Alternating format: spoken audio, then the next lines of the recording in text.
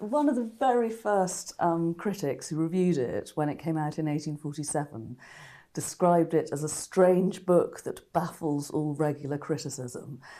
And I think that probably still holds true today.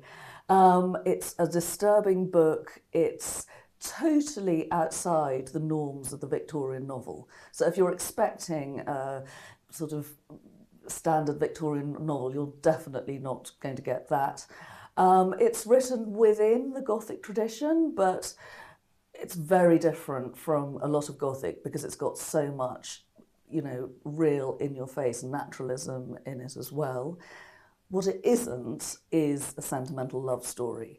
Since probably the 1939 Hollywood version of Wuthering Heights with Laurence Olivier, it's been it's had this image in the popular imagination as being, you know, the greatest love story ever told. But if that's what you're expecting, you're going to be very disappointed. There's as much hate in it as there is love.